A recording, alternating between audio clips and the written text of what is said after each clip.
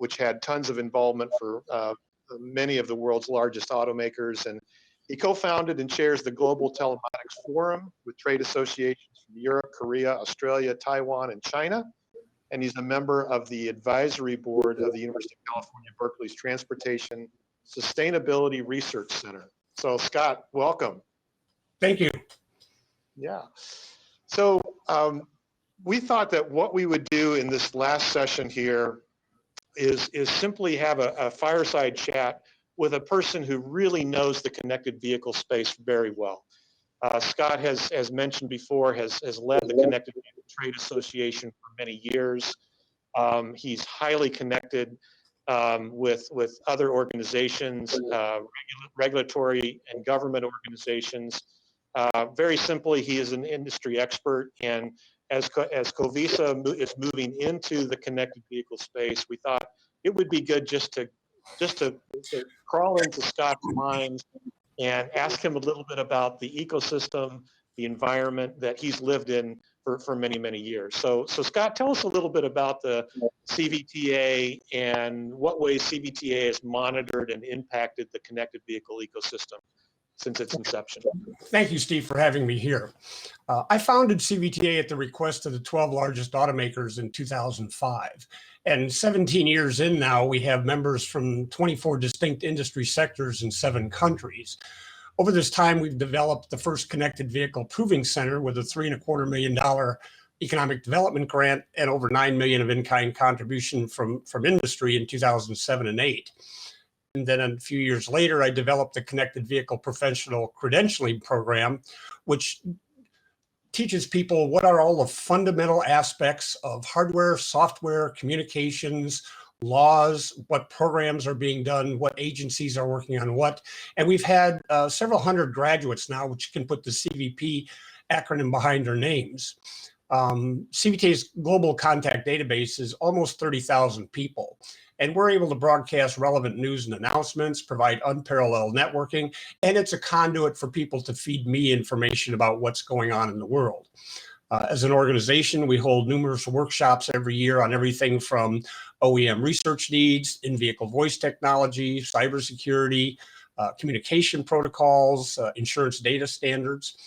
Importantly, we hold the annual summit on the future of the connected vehicle, which is arguably considered one of the finest events in this ecosystem over the last 17 years for its coverage of all aspects of connectivity, ADAS, safety, security, and technological advancements. And what we've done over the years, I'm also, since 2012, every 2 years, Congress appoints me as a nonpartisan advisor to the Secretary of the Transportation to advise them on what programs they should be researching and looking at, what areas they should be not working on anymore because we've gotten closure on those aspects, as well as advising other governments of the UK, the EU, China, Japan, Korea, and Taiwan on the same aspects. Super. Excellent. Thank you for that. What do you perceive to be some of the biggest challenges facing automakers and suppliers as they consider today's and tomorrow's connected vehicles? Well, one of the biggest challenges we have, the industry have, is knowing which communication protocol will be the best, the longest lasting, the most resilient, and the robust platform for their application. Now, every protocol, Wi-Fi, cellular, DSRC, satellite, each has its own strengths and weaknesses. The strengths are what make them right choice for the specific application they wish to accomplish. That decision could be driven by the latency of the communication, the security capability, the cost of it, the coverage area. And as usual, with any new technology advance, there's a lot of early hype, there's mischaracterization and misrepresentation, and a public suffocation of the drawbacks of the new technologies. But more importantly, we need those communications to advance so that we can move forward to a safer and more efficient environment. To give you an example, all ADAS systems now are for the most part reactive. The car senses a road weather or traffic condition and the vehicle reacts to it. But we need to move the sensed horizon farther out so that we have what we call predictive safety. Give the vehicle more relevant information a little farther out in its traveling vector to the systems and the machine intelligence can be paired for likely accidents. If you have that time and that foreknowledge of what's up there. Traction control systems can adjust, speed can adjust, steering capability can be prepared for the changes that are up ahead rather than sensing it and reacting to it at the last millisecond. Okay, great. So what are some of the technology and business opportunities? I know that when we think about Geneva, we oftentimes thought of it as a technology organization, but really we did care a lot about business opportunities, commercial opportunities. What, as you think about Cvta, as you think about your own organization, other organizations in the connected vehicle space, what sorts of technology and business opportunities should Cvta address as we sort of map this future starting today as a Cvta organization? That's an excellent question. There's a couple of areas that nobody really thinks about until it's too late. COVID showed us very clearly that our supply chain was not resilient or prepared for disruption. Almost no contingency plans existed for that. We had border closures, lockdowns, production halts, many other issues that were extremely costly. As organizations, we need to help our membership look at how to address shorter and more localized supply chains, how to address the insolvencies among smaller and more specialized suppliers. We need to rethink how to deal with persistent air cargo constraints because those are going to continue. We need continued vigilance with regards to cyber attacks on production sites, not just on vehicles, on business headquarters, and on the logistic operators themselves. And we need to strategically address the use of multimodal solutions. We haven't really done that in our business. We've taken a very linear way of looking at how to tighten up and make all of our systems just in time, and that caused tremendous problems. So we have to have ability to be much more agile going forward. And we should discuss those topics at our workshops and our conferences and our summits. We have a tremendous array of technical talent that can talk to all of the issues about the products, the communication protocols, the cyber aspects. But when, as you mentioned, we look at the business aspect, there's another area we need to talk about. The sales and biz dev folks are dying for connectivity.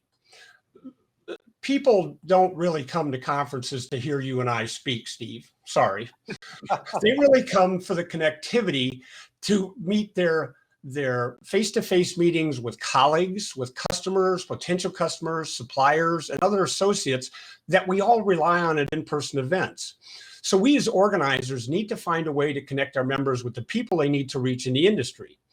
Both the Connected Vehicle Trade Association and the new Teleoperation Consortium that the National Institute of Standards and Technology asked me to form last year are looking at having first virtual meetings of just the memberships in the fall to give every member a chance to update the others what they're working on, what they're succeeding at, what their need for channel partners are.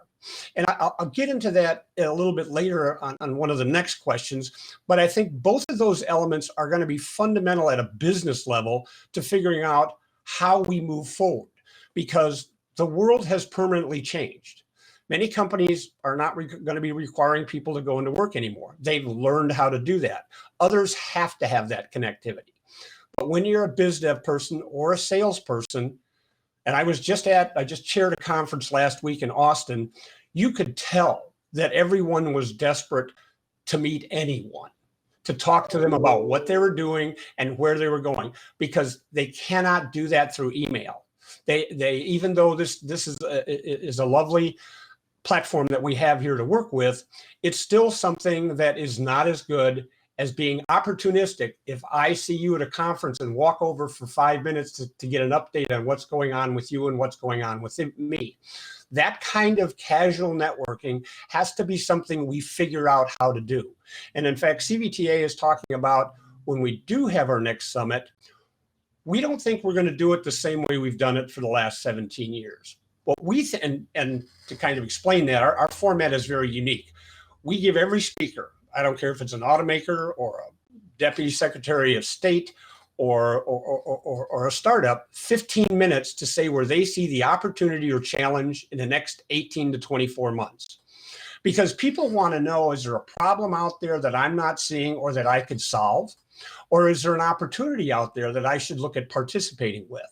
So what we want to move is away from that a little bit, back into, giving people the opportunity to say where they're going, what they need, and what kind of entities they want to talk to in order to start doing that networking as best as possible.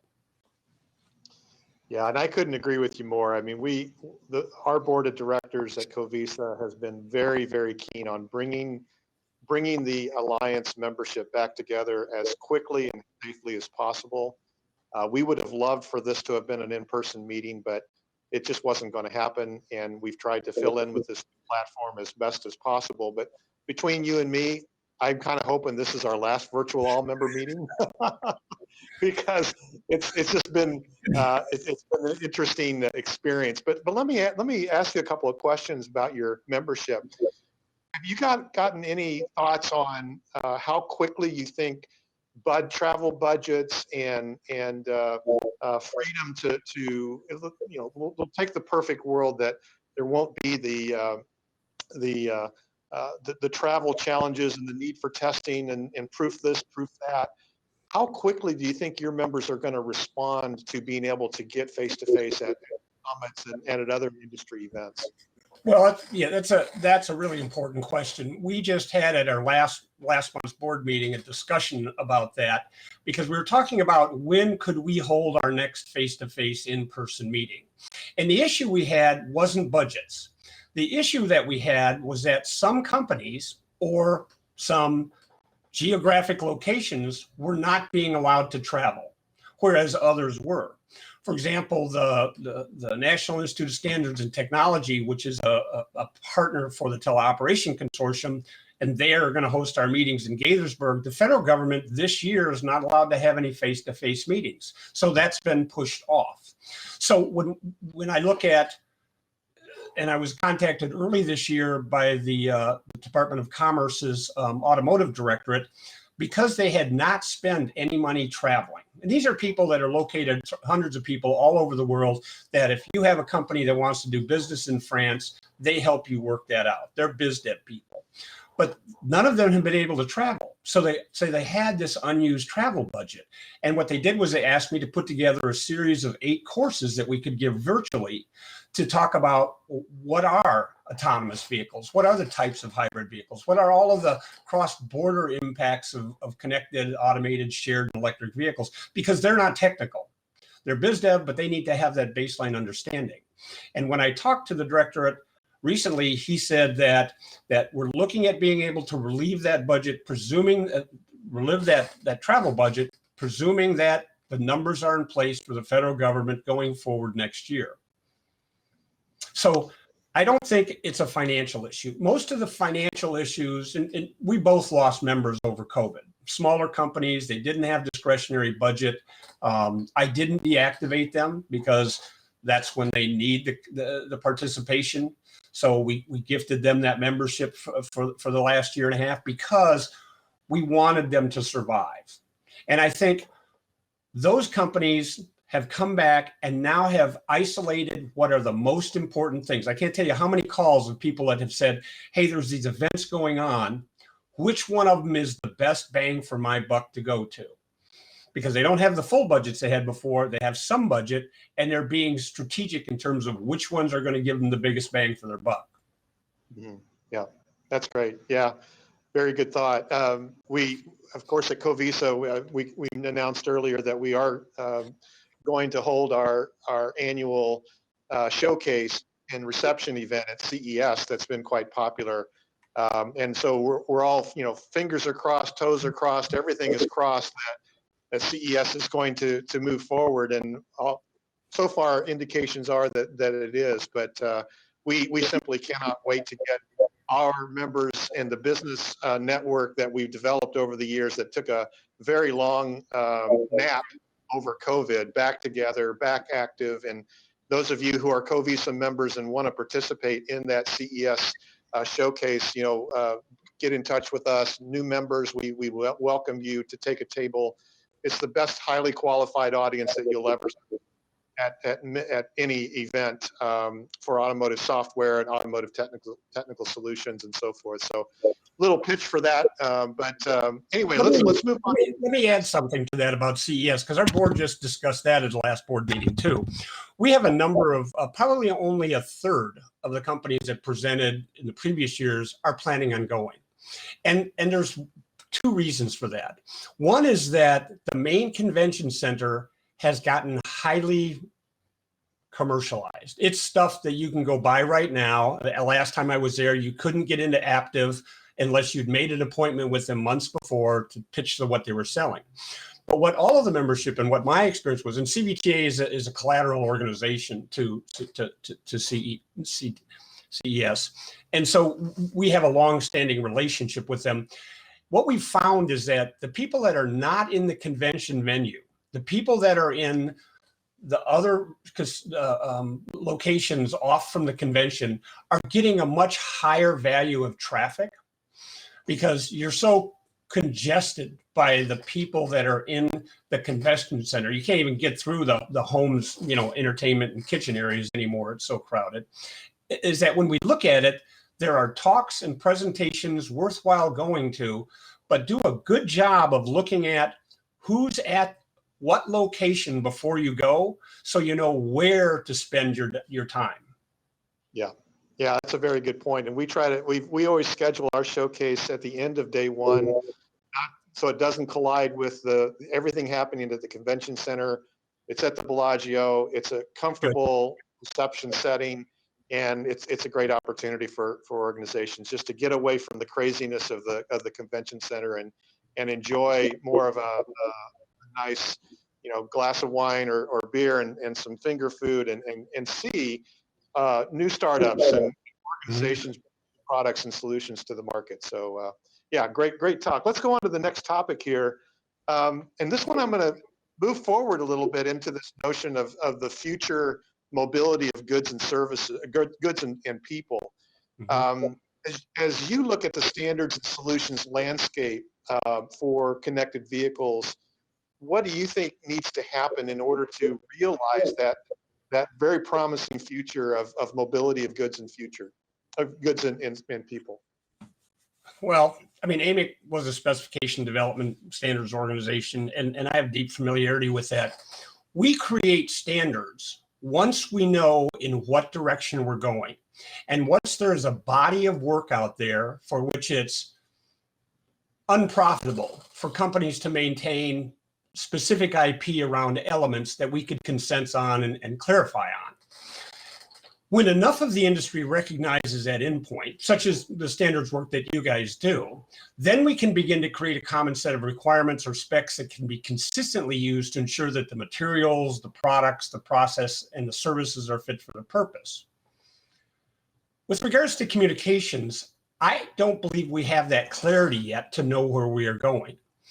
Many people are trying to put that framework together at IEEE, at SAE, at ISO. We're looking at 5G standards, cellular V2X solutions. We're looking at, actually, the South Koreans have already began working on 6G applications.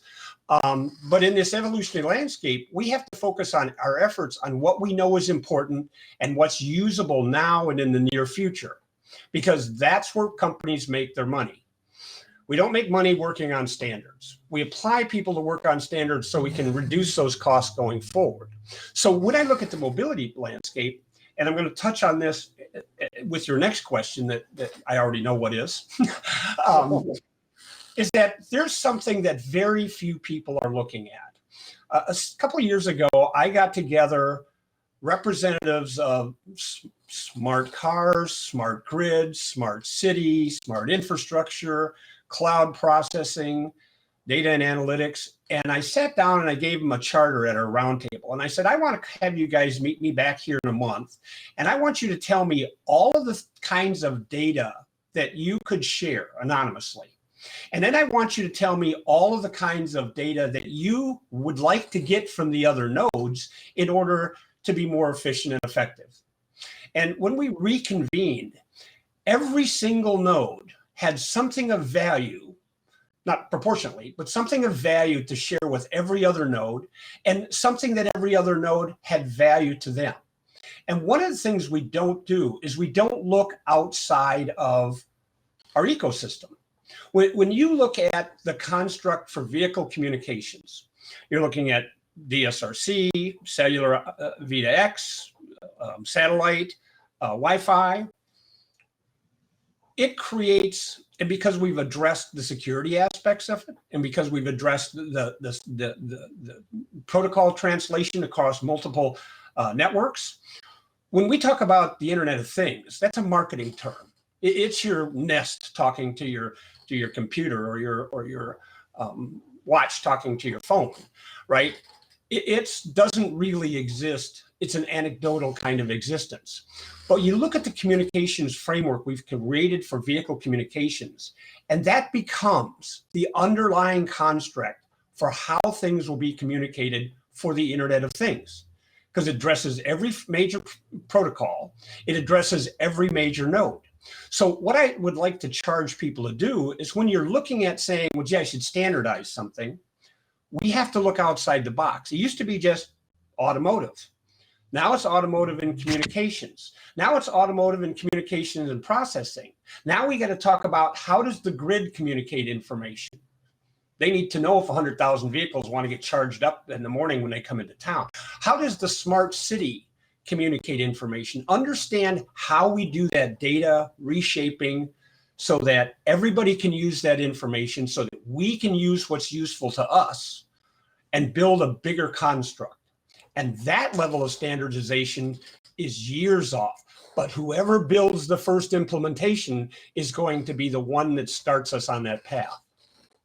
Yeah, that's perfect. That's perfect. And I'll just hive off of that to give a shout out to some of our program on Thursday, where we're going to actually have Exelon, who's a power company here in the United States, and several other EV charging infrastructure providers talk about, what does that look like in 5 years, when a vehicle not only needs to be charged, but perhaps it needs to pay for that charging automatically. It's a fleet vehicle as opposed to a personal vehicle. How does that get done?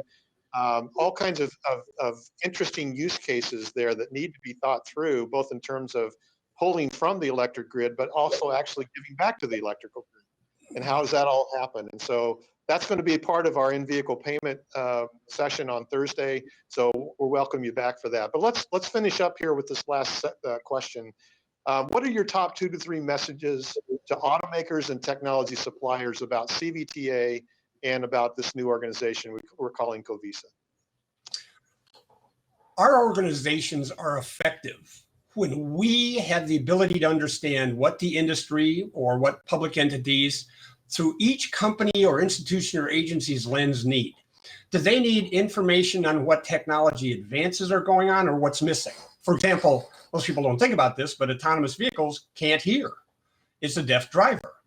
It's not a trivial solution, but that has to be solved. They can't feel rumble strips. They don't see very well, and certainly not as far as the human eye sees or as well. So there's all these things that have to go get improved on, built on, created, so that we can have a successful growth in terms of how vehicles work going forward. Do they need to know what the industry's successes and failures are? That's the purpose of our communications with them, is to highlight for those things what they do.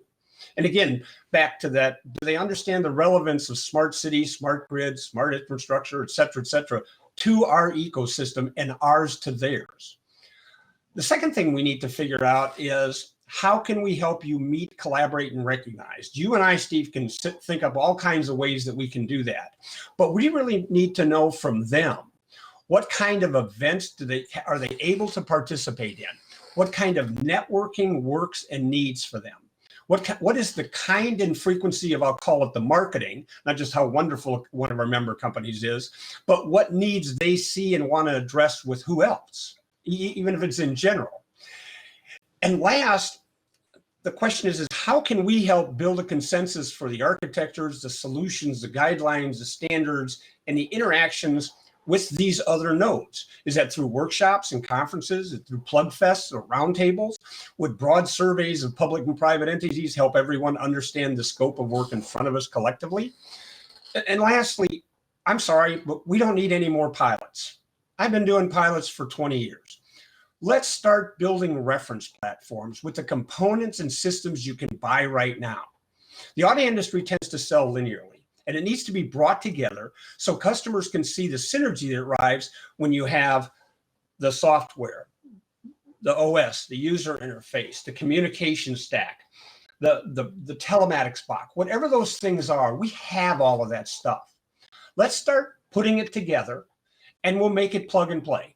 If you're in California and you don't have a representation from this particular piece of it, you can plug somebody else's in, because you can sell that now. Nobody's buying pilots. They're buying solutions. So let's take what we have and craft that so that others can see that we have a whole solution. They might not want to work with everybody in the pattern, but show them that it's doable right now. And I think that's critical. Yeah, I love that. That's so good. Reference platforms are something that Geneva and Cvta have believed in for a long time. We know that there are effective organizations all over our ecosystem that are developing great standards, great solutions, great common approaches, and there just needs to be a place where all those things can be integrated and work and can be adopted and sold and talked about and presented. And I'm not saying Cvta is that place for everything, but we sure would like to be that place for more activities that are going on today. So that's a great answer. I disagree with that, Steve. I think Cvta needs to be the center of gravity for doing that.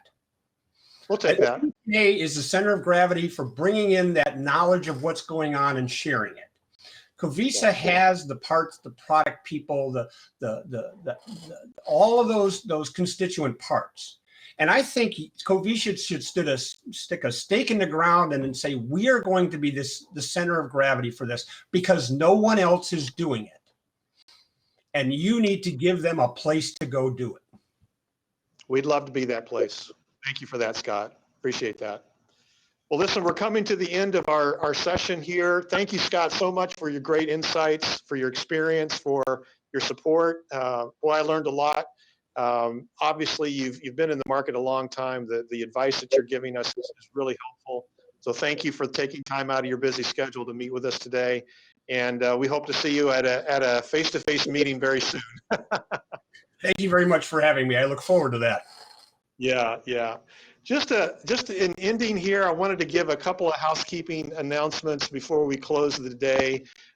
Scott made mention that any good organization needs to listen to the industry, to the members, to hear what they need. And we're happy to announce that Cvta is sort of relaunching a marketing team that we had early on in Geneva's history. And there's actually a meeting planned in 5 minutes. You can walk over to the workshop area of the show floor and click and go to that marketing team meeting, and we'll be there to host you as well. So please consider doing that. And while you're going along, there's plenty of little kiosks to stop by and click. You can click on the podiums for information. But there is a Zoom link for that marketing team. You have to actually click on a podium to get to that Zoom link. So please look for the signage around that. We're going to also have a launch party, Cvta launch party, and so you can head over to the teleportal. I don't know what a teleportal will do. Other than it takes you to the reception and to the after party, if you will. So you can do that. You'll see a sign called Teleportal, and you can walk over there to that to join us for the launch party. You could obviously please visit our exhibitor booths around the show floor, and remember to click on the avatar screen to start a live conversation if you see somebody that you'd like to talk to. Don't be discouraged if they don't accept. Just keep looking around for people to talk to. We want you to interact and connect. Tomorrow's sessions start at 1500 Central Europe summertime on the main stage, and so we look forward to having you back there for that. And with that, I think we're going to call it a day. Thank you so much for participating in our activities today. Thank you for for listening to all the good news about the Cvta launch. If you missed that information, go to cvta.global as a website, cvta.global, and you can catch a little bit more there. And we will be reconstructing the Cvta wiki based on content from the Geneva wiki over time. But again, we look forward to connecting with you. Think about what projects you want to bring into Cvta and host here so that we can begin or continue a productive collaboration for the industry. So thanks again. Have a great rest of the day, and we'll see you tomorrow or after at the after party coming up here shortly. Talk to you soon. Bye-bye.